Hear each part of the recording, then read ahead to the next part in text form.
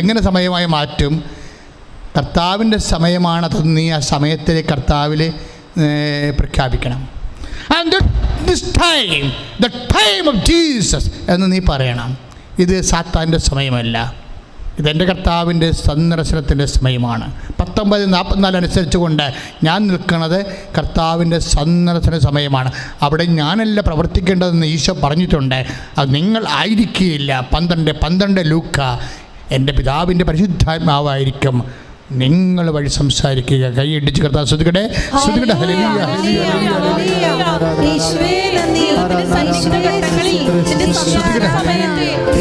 പ്രിയപ്പെട്ടവരെ, ഈ സമയം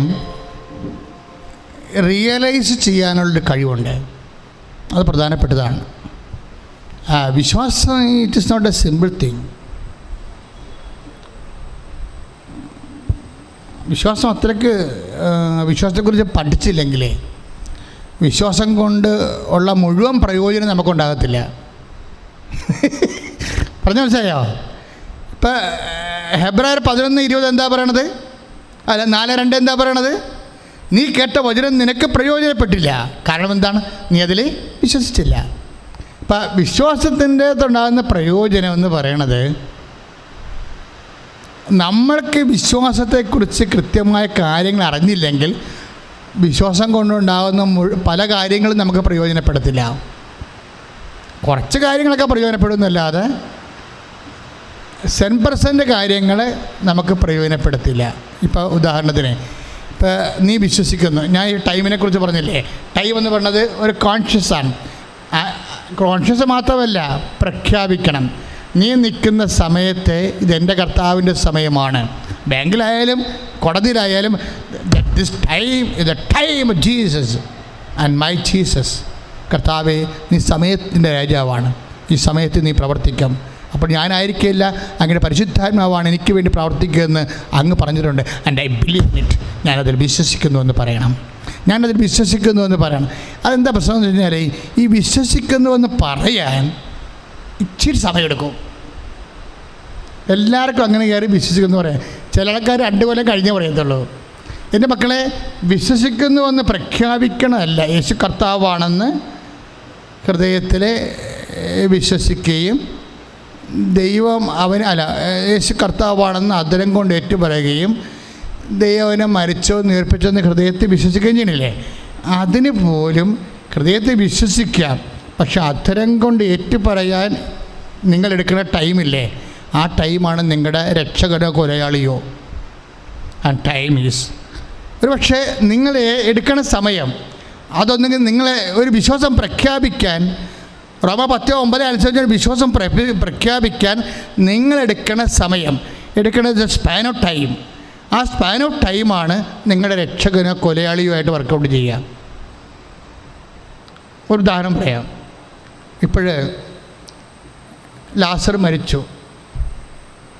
നമ്മൾ നാട്ടുകാർ പറഞ്ഞ പോലെ പശുവും ചത്തു, മോരിലെ പുളിയും കെട്ടു.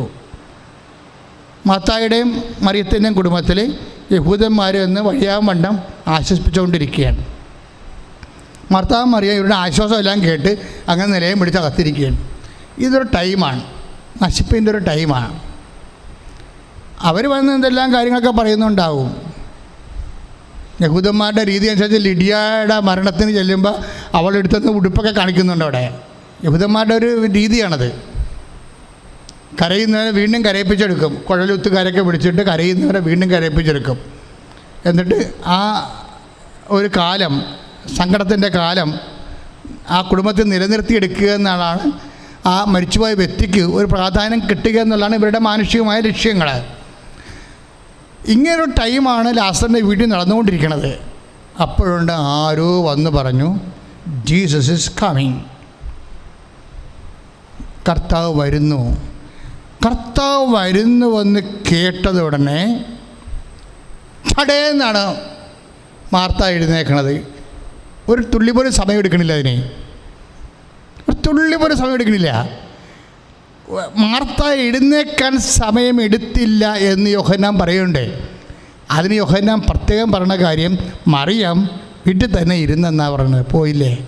പണ്ട് കർത്താവിൻ്റെ അടുത്തിരുന്ന് വേലമടിച്ച് പണി ചെയ്യാൻ മടിയായത് കാരണം വചനം കേട്ടുകൊണ്ടിരുന്നിട്ട് കർത്താവിലേക്ക് നിന്ന് കള്ളത്തരത്തിൽ ഗുഡ് സർട്ടിഫിക്കറ്റ് മേടിച്ച പാർട്ടിയാണ്. പക്ഷേ ജീവിതത്തിൽ ക്ലേശങ്ങൾ വന്നപ്പോൾ ഇവിടെ റെസ്പോണ്ട് നോക്കിയേ. 11:20 11:20 യോഹന്നാൻ 11:20. അതായത് ആ വചനത്തിൻ്റെ കർത്താവ് വരുന്നുവെന്ന് കേട്ടപ്പോൾ തന്നെ മാർത്ത എഴുന്നേറ്റ് പോയി അവനെ സ്വീകരിച്ചു. അത്രേ പറഞ്ഞാൽ മതിയല്ല. പക്ഷെ അതിൻ്റെ താഴെ എഴുതിയിട്ടുണ്ട്, മറിയം സമയമെടുത്തു. മറിയം വീട്ടിൽ തന്നെ ഇരുന്നു. അപ്പോൾ വിശ്വാസം പ്രഖ്യാപിക്കാൻ എടുക്കുന്ന സമയം വളരെ പ്രധാനപ്പെട്ടതാണ്. എന്നെങ്കിലും വിശ്വസിച്ചിട്ട് കാര്യമില്ല. അത് ഈ സമയമാണ്.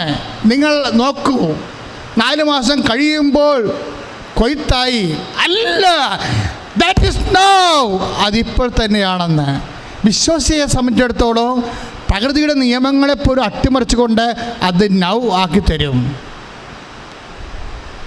നമുക്ക് സമയമായില്ല എന്ന് പറയുമ്പോൾ അമ്മ പറയും, ആകാത്ത സമയത്ത് ആക്കിയെടുക്കാം, നൗ ആക്കാം. എന്ത് ചെയ്യണം? അവൻ പറയണ പോലെ ചെയ്യണം. അവൻ പറയണ പോലെ ചെയ്യണമെങ്കിൽ എന്ത് വേണം? ദൈവസ്നേഹം വേണം, വിശ്വാസം വേണം, പ്രത്യാശ വേണം.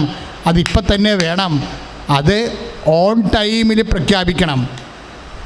ചില ആൾക്കാർക്ക് ഉടമ്പടി എടുക്കും. എന്നിട്ട് ഉടമ്പടി നേർച്ച വസ്തു എല്ലാം കൊണ്ട് വീട്ടിൽ പരുവത്തിലങ്ങനെ പകുതി വെക്കും.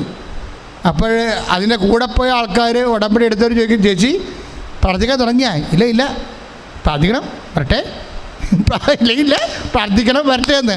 ആ ചേട്ടത്തിൻ്റെ കാര്യം പോക്കാൻ. എന്താ കാര്യം? She's taking time.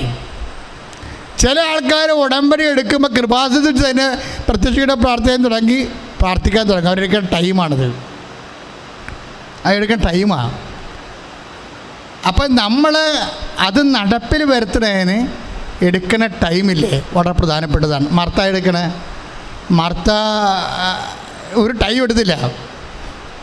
ആണും പോയി, തൂണും പോയി, തുണയും പോയി, എല്ലാം പോയി. നശിച്ച് നാറാണക്കല്ലും പിറക്കി നിൽക്കുമ്പോഴാണ് കർത്താവ് കമ്പം കഴിഞ്ഞ് കാറ്റ് ഊതിയപ്പോൾ വരണത്. ഇത്രയും ഒരു വിശ്വാസത്തിൽ കർത്താവ് ഇവിടെ ഉണ്ടായിരുന്ന ആൾ ഇവിടെ ഇല്ലാത്തൊരവസ്ഥ വന്നിട്ട് ഇവർക്ക് നീരസമോ കോപമോ സങ്കടമോ ഒക്കെ വരാം. അതവരുടെ മാനുഷിക വിഷയം. മാർത്ത അതൊന്നും പ്രകടിപ്പിക്കത്തില്ല. മാർത്ത നേരെ ചെന്ന് കർത്താവോട് പറയും, ആദ്യമേ, കർത്താവേ, നീ ഇവിടെ ഉണ്ടായിരുന്നെങ്കിൽ എൻ്റെ സഹോദരൻ മരിക്കില്ലായിരുന്നെന്ന് പറയും. ഉടനെ കർത്താവ് പറയും, നിൻ്റെ സഹോദരൻ ഉയർത്തെഴുന്നേൽക്കും. അപ്പം മാർത്ത ഉടനെ പറയും, ഉവ്വ, യെസ് ജീസസ്, അന്തിമ നാളിൽ പുനരുദ്ധാന ഘട്ടത്തിൽ അവൻ ഉയർത്തെഴുന്നേൽക്കുമെന്ന് എനിക്ക് അറിയാമെന്ന് പറയും. അപ്പോൾ ഈശോ പറയും, I am the life and resurrection. ഞാനാകുന്നു ജീവനും പുനരുദ്ധാനവും. നീ അത് വിശ്വസിക്കുന്നു? യെസ് മൈ ലോർഡ് എന്ന് ഇവളിങ്ങനെ പെട്ടെന്ന് പറയും. യെസ്, നീയാണ് ജീവൻ, നീയാണ് പുനരുദ്ധാനമെന്ന്. Yes my lord, I believe എന്ന് പറയും. അപ്പോഴെന്താ പറയുക? ലാസറസ് എന്ന് വിളിക്കും കർത്താവ്. അതിന് ശേഷമാണ് ഇവളിത് പ്രഖ്യാപിച്ച് കഴിഞ്ഞാണ് മേരി പതുക്കെ മുടിയൊക്കെ ചീകി ഉടുപ്പൊക്കെ എടുത്തിട്ട് ആഘോഷമായിട്ട് വരുന്നത്. അവൾ ഇതൊക്കെ തന്നെ പറയുമെങ്കിലും പ്രയോജനം ഇല്ലാതെ പോയി. എന്താ കാര്യം? ലോകത്തെ ഞെട്ടിച്ച വെളിപാട് കിട്ടിയത് ആർക്കാം? മാർത്തായ്ക്കാണ്. ലോകത്തെ ഞെട്ടിച്ച, അഥവാ ഇനി വേറെ ലോകം ഇവിടെ ഉണ്ടാകാൻ പോകുന്നു. മനുഷ്യൻ മരണത്തോടെ ഒന്നും അവസാനിക്കുന്നില്ല. യേശു അതെല്ലാം തിരുത്താൻ പോകുന്നു. യേശുവിനാൽ തിരുത്തപ്പെട്ട ലോകത്തിൻ്റെ ഭാഗധേയത്തെക്കുറിച്ച് പ്രഖ്യാപിക്കുന്ന സ്വർഗീയ വെളിപാട് കേട്ടതാരാണ്? എന്നെ സ്നേഹിക്കുന്നവൻ ഞാൻ എന്നെ തന്നെ വെളിപ്പെടുത്തും. അതല്ലേ നടന്നിവിടെ? എന്നെ സ്നേഹിക്കുന്നവനെ ഞാൻ എന്നെ തന്നെ വെളിപ്പെടുത്തും. ആരാണ് സ്നേഹിച്ചത്? മാർത്ത. അപ്പം 14:21 വചനമില്ലേ? യോഹന്നാൻ്റെ സുവിശേഷത്തിൽ 14:21 എന്താ പറയണത്? എന്നെ സ്നേഹിക്കുന്നവനെ ഞാൻ എന്നെ തന്നെ വെളിപ്പെടുത്തും. ആർക്കാ വെളിപ്പെടുത്തിയത്? മറിയത്തിനാണോ മാർത്തായ്ക്കാണോ? മാർത്തായ്ക്കാണ് വെളിപ്പെടുത്തിയത്. എന്താ കാര്യം? അധികം സ്നേഹിക്കുന്നവരെ. അതായത് നിങ്ങൾ ഒരു വിഷയം വിശ്വാസത്തിലെടുക്കുന്ന സമയം നിങ്ങളുടെ അതും ദൈവത്തോടുള്ള നിങ്ങളുടെ സ്നേഹവും ആനുപാതികമായിരിക്കും. നിങ്ങളെ വിശ്വസിക്കാൻ സമയമെടുത്താൽ അതിൻ്റെ അർത്ഥം നിങ്ങൾ ദൈവത്തുമായിട്ട് അത്ര കണ്ട് വലിയ അടുപ്പത്തിലല്ല എന്നതിൻ്റെ അർത്ഥം. പാതാന്തത്തിലിരിക്കാം, വചനം കേട്ടാം, വായിട്ട് നോക്കാം, ഒരു കഥയും ഇല്ലെന്നർത്ഥം. എന്താണ് മറിയത്തിന് സംഭവിച്ച കണ്ടില്ലേ? അവൾക്ക് വെളിപാട് കിട്ടി. അവൾ വന്നു, പക്ഷെ വെളിപാട് കിട്ടിയില്ല. വെളിപാട് ആർക്കാ കിട്ടിയത്? Resurrection and life. ഞാനാണ് പുനരുത്ഥാനം, ഞാനാണ് ജീവൻ എന്നുള്ള വെളിപാട് കിട്ടിയത് ആർക്കാ? മാർത്തായ്ക്ക്. എന്താ കാരണം? 11:25 യോഹന്നാൻ്റെ സുവിശേഷം, ഞാനാണ് പുനരുത്ഥാനം, ഞാനാണ് ജീവൻ എന്നുള്ള വെളിപാട് കിട്ടിയത് ആർക്കാ? മാർത്തായ്ക്ക്. എന്താ കാര്യം? മാർത്ത നേരത്തെ ഓടി വന്നത്, ആ മറിയത്തേക്കാൾ നേരത്തെ വന്നത് കർത്താവിനുള്ള സ്നേഹമായിട്ട് കർത്താവ് കണക്കാക്കുന്നു. സമയം ചുരുക്കുന്നതനുസരിച്ച് നിൻ്റെ സ്നേഹത്തെ ദൈവം അളക്കും. ഇപ്പോൾ ഉടമ്പടി നീ എടുത്തു കഴിഞ്ഞാൽ, നീ ഉടമ്പടി ഇന്ന് തന്നെ പ്രേക്ഷിതപ്രവർത്തനം തുടങ്ങി, ഇന്ന് തന്നെ നീ അതുപോലെ തന്നെ കുമ്പസാരിക്കാൻ പോയി, ഇന്ന് തന്നെ കൃപാ സ്വീകരിച്ച്, ഇന്ന് തന്നെ നീ പ്രേക്ഷിത കർത്താവിൻ്റെ കൃപാവര പ്രവർത്തനം തുടങ്ങിക്കഴിഞ്ഞാൽ അതിൻ്റെ അർത്ഥം എന്താണ്? അത്ര കണ്ട് നീ ദൈവത്തെ സ്നേഹിക്കുന്നുവെന്നാണ്. നീ എടുക്കുന്ന സമയവും നിനക്കുള്ള സ്നേഹവും തമ്മിൽ ആനുപാതികമാണ്. ഭയങ്കര കണക്റ്റഡാണ് വിഷയം. ഈ കണക്റ്റഡാണ് കാര്യം. അധികം സ്നേഹിക്കുന്നു എന്നുള്ള വിഷയമാണ്. അത് സമയത്തിലാണ് വരുന്നത്. നമ്മൾ ദൈവത്തെ അധികം സ്നേഹിക്കുന്നു എന്നുള്ള ചോദ്യമുണ്ട്. യോനായുടെ പുത്രനായ ശെമയോനെ, ഇവരെക്കാൾ അധികം നീ എന്നെ സ്നേഹിക്കുന്നുവോ? അതാണ് പ്രശ്നം. അധികം സ്നേഹിക്കുന്നത് വിഷയമാണ്. അത് എടുക്കണ സമയമനുസരിച്ചിരിക്കും. സമയവും സ്നേഹവും തമ്മിൽ ഭയങ്കര ബന്ധമാണ്. അധികം സ്നേഹിക്കുന്നവരോടാണ്, അവർക്കാണ് കർത്താവിൻ്റെ അടുത്ത് കൂടെ ഇരിക്കാനും കർത്താവിൻ്റെ ചുമതലയുള്ളതും താക്കോല് കിട്ടണതും അധികാരം കിട്ടണമൊക്കെ. ഒന്ന് ശ്രദ്ധിക്കട്ടെ മക്കളെ. അതായത് ഇപ്പോൾ തന്നെ പത്രോസിൻ്റെ വിഷയം എടുത്താലേ, അതായത് യോഹന്നാൻ്റെ സുവിശേഷം 21:7 എന്നാ പറയണത്? അത് കർത്താവാണെന്ന് 21:6 തന്നെ യോഹന്നാന് മനസ്സിലാവും. തിബേരിയസ് കടലിൻ്റെ തീരത്ത് നിൽക്കുന്നത് കർത്താവാണ് വെളുപ്പാങ്കാലത്ത്. പക്ഷെ ആ കക്ഷിയുടെ കള്ളത്തരങ്ങളെല്ലാം പുറത്തു വരുന്നത് അവിടെ വെച്ചാണ്. ഇവൻ പണ്ട് നെഞ്ചത്ത് കിടന്ന കക്ഷിയാണ് കർത്താവിൻ്റെ. അത് ചുമ്മാ ആക്കിയതാണെന്ന് തോന്നണം. അതല്ല, ഈ യോഹന്നാൻ തന്നെ അയാൾ കർത്താവിൻ്റെ വലിയ ആളാണെന്ന് പറഞ്ഞ് എപ്പോഴും എഴുതി വെക്കുമ്പോൾ ആർക്കാരും സംശയം തോന്നും. പക്ഷെ അങ്ങനെ ഒന്നും പ്രഖ്യാപിച്ചിട്ട് കാര്യമില്ല. ഓരോ വിഷയങ്ങളുള്ള പ്രതികരണമാണ്. യോഹന്നാനെ കർത്താവിനെ മനസ്സിലായി, പക്ഷേ അത് കർത്താവാണെന്നറിഞ്ഞപ്പോൾ വേറെ ഒരുത്തൻ്റെ ലക്ഷണം മാറി. അവൻ തുണിയില്ലാതെ നിൽക്കിയിരുന്നു. ആ ടക്കേന്ന് തുണിയെടുത്ത് കൊടുത്തു ഒറ്റ ചാട്ടം. അവൻ സമയമെടുക്കണില്ല, അവൻ സമയമെടുത്തില്ല. അത് കർത്താവാണെന്നറിഞ്ഞിട്ട് അപ്പം തന്നെ തുണി താൻ നഗ്നനായിരുന്ന കൊണ്ട് പ്രങ്കുപ്പായം വരച്ച് വിട്ടിട്ട് കടലിലേക്ക് ചാടി തൽക്ഷണം. അവൻ ടൈം എടുക്കണില്ല. എന്നിട്ട് പിന്നീട് വചനം എന്താ പറയണത്? ഇപ്പോൾ 21:15 വരുമ്പോൾ മറ്റ് ശിഷ്യന്മാർ പുറകെ വന്നു. അതാണ് സംഭവം. മറ്റ് ശിഷ്യന്മാർ പുറകെ വന്നു, സമയമെടുത്തു. അപ്പോഴൊരു ചോദ്യം ചോദിച്ചു, നീ ഇവരെക്കാൾ അധികമായി എന്നെ സ്നേഹിക്കുന്നുവോ? It is very explicit. അവിടെ വിഷയം വന്നത്, നീ ഇവരെക്കാൾ അധികമായി എന്നെ സ്നേഹിക്കുന്നുവോ? തീർച്ചയായിട്ടും.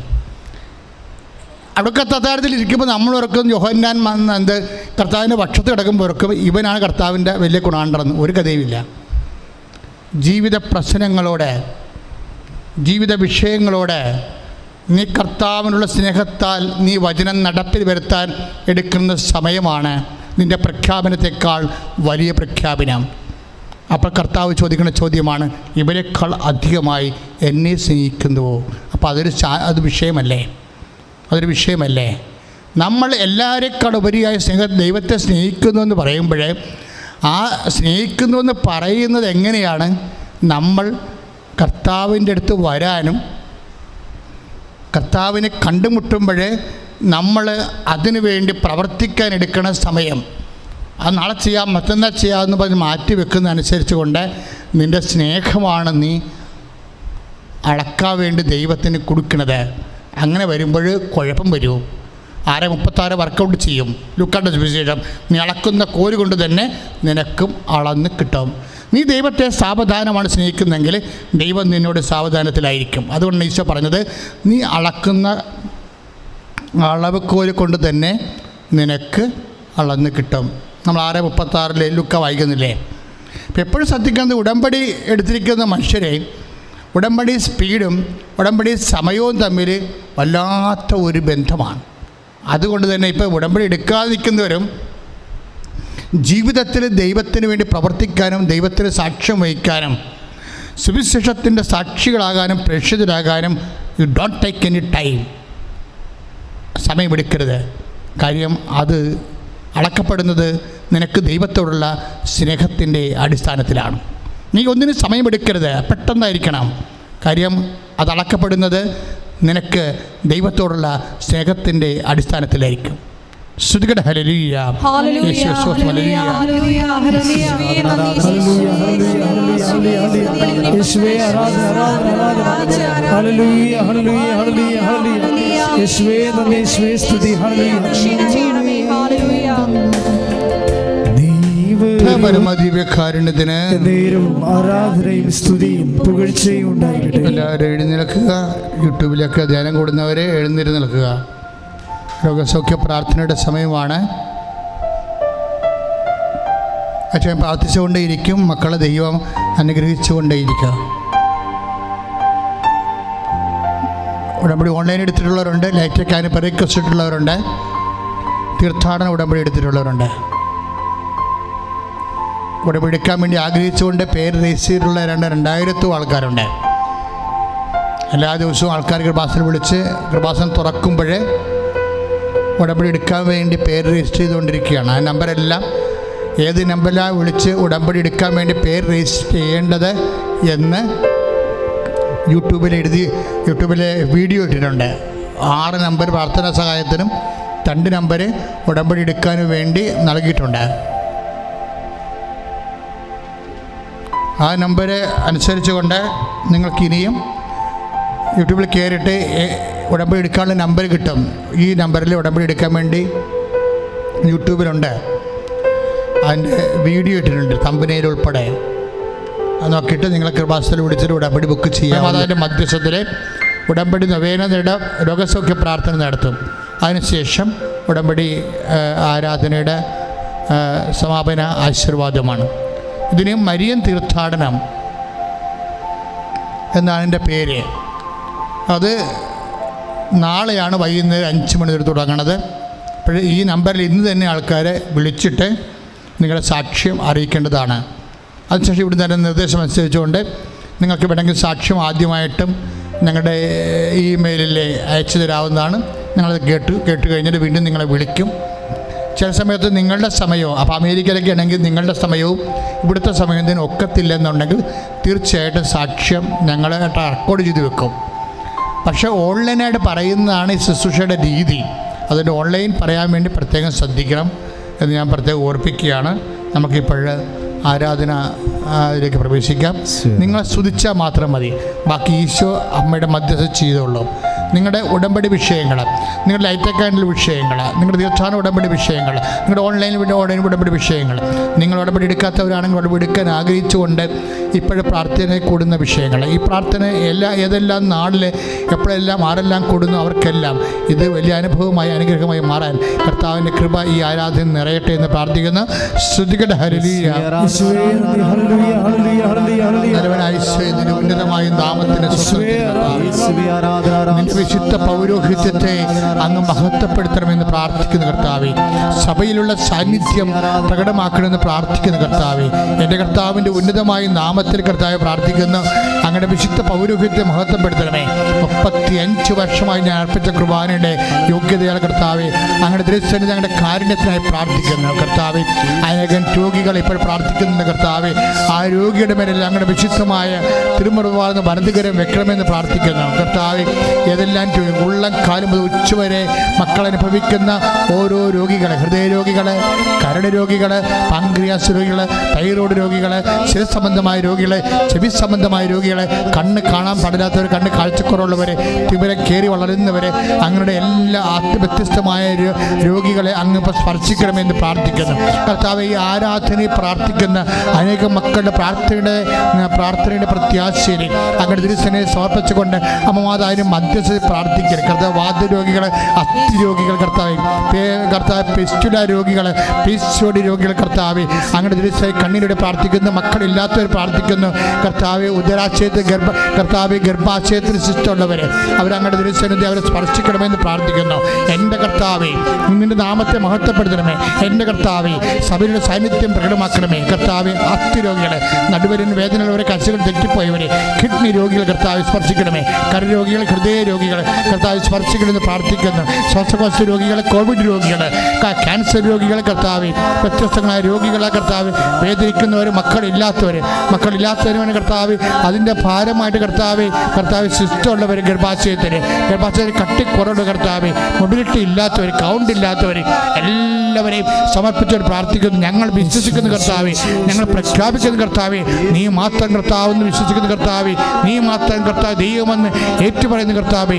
എൻ്റെ കർത്താവിൻ്റെ ഉന്നതമായ നാമത്തിലെ സഭയുടെ അധികാരത്തിൽ കുറിച്ചിൻ്റെ അടയാളത്തിൽ ദൈവത്തിൻ്റെ ശക്തികൾ, മാരക രോഗങ്ങൾ, തീരാവ്യാധികൾ യേശു നാമത്തിൽ മാറിപ്പോകട്ടെന്ന് കൽപ്പിക്കുന്നു കർത്താവിന് ശക്തിയൊക്കെ. കർത്താവ് വ്യത്യസ്തമായ ജീവിത അവസ്ഥകൾ കഴിയുന്നവർ, വിവാഹം ഒത്തുവരാത്തവർ, മക്കൾ ഇല്ലാത്തവർ കർത്താവ്, നിശ്ചയ ജോലി ഇല്ലാത്തവർ, സാമ്പത്തികമായ കടങ്ങളെ വിഷമിക്കുന്നവർ, കാർഷിക ഭൂമികളെ കർത്താവ് തകർന്നു പോയവർ, കീടം കയറിയവർ കർത്താവ്, ശത്രു കീടങ്ങൾ കർത്താവ് ആക്രമിക്കുന്നവർ കർത്താവ്, വരുമാനമില്ലാത്തവർ, സാമ്പത്തിക കടങ്ങളുള്ളവർ, വരുമാന മാർഗമുള്ളവർ ഇല്ലാത്തവർ കർത്താവ്, കടകൾ നടക്കുന്നവർ, വ്യവസായങ്ങൾ, വ്യാപാരങ്ങൾ നടത്തുന്നവർ, സാമ്പത്തിക സ്ഥാപനങ്ങൾ നടത്തുന്നവർ, വ്യത്യസ്തങ്ങളായ ഇടങ്ങളിൽ കർത്താവ് വേദനിക്കുന്നവർ എല്ലാവരെയും ഏറ്റു പ്രാർത്ഥിക്കുന്നു. മക്കൾ കർത്താവ് പഠിക്കാത്തവർ, മക്കൾ കർത്താവ് തെറ്റായ പ്രണയ ബന്ധങ്ങളിൽ കുടുങ്ങിപ്പോയവർ, വിശ്വാസമില്ലാത്തവർ, പ്രാർത്ഥനയില്ലാത്തവർ എല്ലാവരെയും സമർപ്പിച്ചുകൊണ്ട് പ്രാർത്ഥിക്കണം. ഈശോയെ, ദൈവവിളിക്ക് വേണ്ടി ആഗ്രഹിക്കുന്നവർക്ക് വേണ്ടി പ്രാർത്ഥിക്കുന്ന കർത്താവ്, ദൈവവിളിക്ക് പ്രതിസന്ധിയുള്ളവരെ സമർപ്പിച്ചുകൊണ്ട് പ്രാർത്ഥിക്കുന്ന കർത്താവ്. ഈശോ, അവരെ സ്പർശിക്കണം കർത്താവ്. കർഷക തൊഴിലാളികൾ, മത്സ്യത്തൊഴിലാളികൾ എല്ലാവരെയും കർത്താവ്, ഉദ്യോഗസ്ഥന്മാർ കർത്താവ്, പ്രൊമോഷൻ നഷ്ടപ്പെട്ടവർ, പ്രൊമോഷന് വേണ്ടി പരിശ്രമിക്കുന്നവർ, ഒരു ട്രാൻസ്ഫർ വേണ്ടി ആഗ്രഹിക്കുന്നവർ കർത്താവ്, വിദേശ നാടുകളിൽ പോകാൻ ആഗ്രഹിക്കുന്നവർ കർത്താവ്, അവരെല്ലാം സമർപ്പിച്ച് പ്രാർത്ഥിക്കുന്ന കർത്താവ്. തടസ്സമുള്ളവർ, അവർക്ക് കർത്താവ് വിദേശ നാളിൽ അകപ്പെട്ടു പോയവർ, വിസയ്ക്ക് തടസ്സമുള്ളവർ കർത്താവ്, തിരിച്ചു പോരാൻ പറ്റാത്തവർ, അവിടെ കുടുങ്ങിപ്പോയവർ കർത്താവ്, അവരെല്ലാം സംബന്ധിച്ച് പ്രാർത്ഥിക്കുന്ന കർത്താവ്. അവിടെ ജോലി ഇല്ലാത്തവർ കർത്താവ്, റിലീവിംഗ് വിസ കിട്ടാത്തവർ കർത്താവ്, അവരെ സംബന്ധിച്ച് പ്രാർത്ഥിക്കുന്ന കർത്താവ്. അവിടെ ജോലി നഷ്ടപ്പെട്ടവരെ കർത്താവ്, ഇവിടെ ജോലി നഷ്ടപ്പെട്ട് കർത്താവ്, നാട്ടിൽ വന്നവർക്ക് തിരിച്ചു പോകാൻ പറ്റാത്തവർ കർത്താവ്, വ്യത്യസ്തങ്ങളായ മേഖലകളിൽ ജോലി ചെയ്യുന്നവർ യേശുവിൻ്റെ ഉന്നതമായ നാമത്തെ സ്പർശിക്കട്ടെ. കൊച്ചുമക്കൾ കർത്താവ്, അവർ പ്രാർത്ഥനയില്ലാത്തവർ, വഴിതെറ്റിപ്പോയവർ കർത്താവ്, അവരെല്ലാം സംബന്ധിച്ച് പ്രാർത്ഥിക്കുന്ന. തെറ്റായ കളികളിൽ കർത്താവ് ഏർപ്പെട്ടുകൊണ്ട് കർത്താവ്, കൊച്ചുമക്കളുടെ കർത്താവ്, പഠനമില്ലാത്തവർ കർത്താവ്, അവരെല്ലാം കുഞ്ഞുങ്ങളെല്ലാം സമർപ്പിച്ച് പ്രാർത്ഥിക്കുന്ന കർത്താവ്.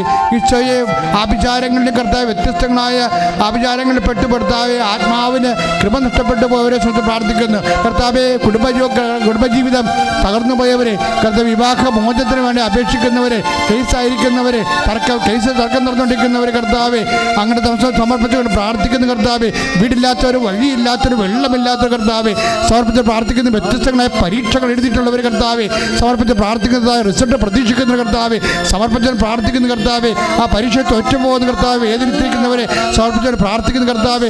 HSCക്ക് പണം കൊടുത്തിട്ട് കർത്താവെ, അതുപോലെ പല റിക്രൂട്ട്മെൻറ്റ് കർത്താവ് ഇടപെടേണ്ട കർത്താവ്, അതിന് മറുപടിയില്ലാതെ കർത്താവെ, അതിന് റിപ്ലൈ ഇല്ലാതെ വേദനിക്കുന്നവർ, ഇമെയിൽ നോക്കി കർത്താവ് വിഷമിക്കുന്നവർ, എന്തെല്ലാം തരത്തിൽ വേദന അനുഭവിക്കുന്നു, അങ്ങനെ എല്ലാ മക്കളെ സംബന്ധിച്ച് പ്രാർത്ഥിക്കുന്നു. ചിരങ്ങ രോഗികൾ, ചൊറി രോഗികളെ കർത്താവെ, വിസർപ്പ രോഗികൾ, സോറിയാസിസ് രോഗങ്ങൾ കർത്താവെ, എല്ലാ മക്കളെ മക്കളെ പ്രാർത്ഥിക്കുന്നു. കർത്താവ് രക്തത്തെ സ്പർശിക്കണമേ, രക്താർബുദങ്ങൾ സ്പർശിക്കണമേ. രക്തത്തെ കർത്താവ് രക്തം നിറയട്ടെ, രക്തത്തിൽ കർത്താവ് രക്തം നിറയട്ടെ. മാരക രോഗങ്ങൾ, തീരാവ്യാധികൾ യേശു ക്രിസ്തുവിന്റെ ഉന്നതമായ നാമത്തിൽ മാരക രോഗങ്ങളും ജീവിതദുരിതങ്ങളും യേശു നാമത്തെ അമ്മമാതാവിന്റെ മധ്യസ്ഥത്തിൽ മാറിപ്പോകട്ടെ. ഹല്ലേലൂയ, ഹല്ലേലൂയ, ഹല്ലേലൂയ, ഹല്ലേലൂയ. യേശുവേ നന്ദി. ഹല്ലേലൂയ, ഹല്ലേലൂയ, ഹല്ലേലൂയ, ഹല്ലേലൂയ. യേശുവേ ആരാധന, ആരാധന. യേശുവേ മഹത്വം, മഹത്വം. നീവൊരു ദൈവകാരുണ്യമേ, നീവൊരു ദൈവകാരുണ്യമേ, നീവൊരു ദൈവകാരുണ്യമേ,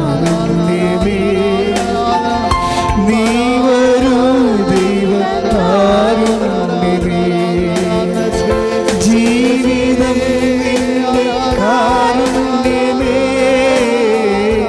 ജീവനേ നിത്യകാരുണ്യമേ, ജീവിതം നിന്റെ കാരുണ്യമേ, ജീവനേ നിത്യകാരുണ്യമേ. പരിശുദ്ധ പരമാ ദിവ്യകാരുണ്യമേ,